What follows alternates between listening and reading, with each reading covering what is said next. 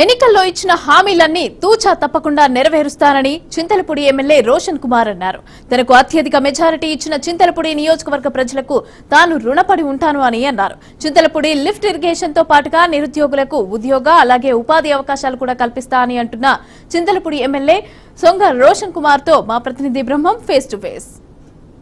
24 సార్వత్రిక ఎన్నికలకు సంబంధించి ఇటు ఏలూరు జిల్లాకు సంబంధించి ఎన్డీఏ కూటమి క్లీన్ స్వీప్ చేసినటువంటి పరిస్థితి. ఇటు పార్లమెంటు స్థానంతో పాటుగా అన్ని ఎమ్మెల్యే సీట్లు కూడా క్లీన్ స్వీప్ చేసింది. ప్రస్తుతం మన చింతలపూడి ఎమ్మెల్యేగా గెలిచినటువంటి సొంగ రోషన్ కుమార్ ఆయన మరింత సమాచారం తెలుసుకునే ప్రయత్నం చేద్దాం. సార్ చెప్పండి, మీకైతే బీఆర్కే న్యూస్ ఛానల్ నుంచి శుభాకాంక్షలు సార్. చాలా ధన్యవాదములు.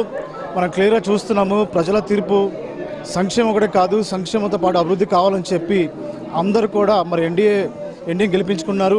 అదే క్రమంలో ఈరోజు చింతలపూడి మరి నేను ఉమ్మడి అభ్యర్థిగా పోటీ చేసిన ఎమ్మెల్యేగా మరి 27,000 పైగా మెజారిటీ ఇచ్చారు. మరి దీంతో బట్టి అర్థమవుతుంది ప్రజలు సంక్షేమం అభివృద్ధి రెండు కోరుకుంటున్నారు.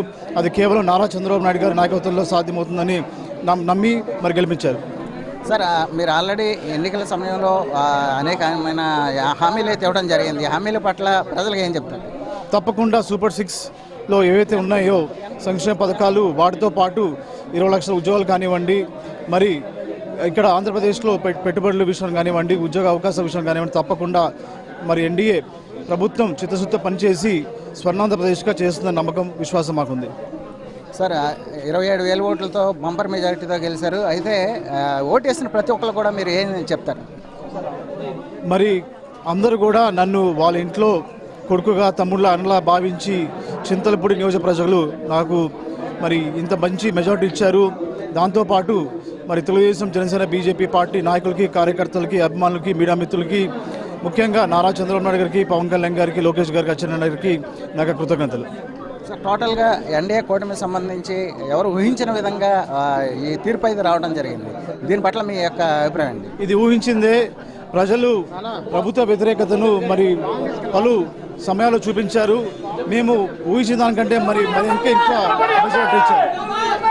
ఈ పరిస్థితి ఏదైతే 2024 ఎన్నికలకు సంబంధించి మనం చూసుకుంటే ఇటు ఉమ్మడి పశ్చిమ గోదావరి జిల్లాతో పాటుగా ఏలూరు జిల్లాలో కూడా అన్ని అసెంబ్లీ స్థానాల్లో కూడా ఇటు ఎన్డీఏ కూటమి అన్ని స్థానాల్లోకి వెళ్ళిపోవడం జరిగింది. అదేవిధంగా ఇటు పార్లమెంటు స్థానాలు కూడా ఇటు ఏలూరు పార్లమెంట్ కావచ్చు, లేకపోతే నరసాపురం పార్లమెంట్ కావచ్చు, ఈ 2 స్థానాలు కూడా ఎన్డీఏ కూటమి కైవసం చేసుకోవడం జరిగింది.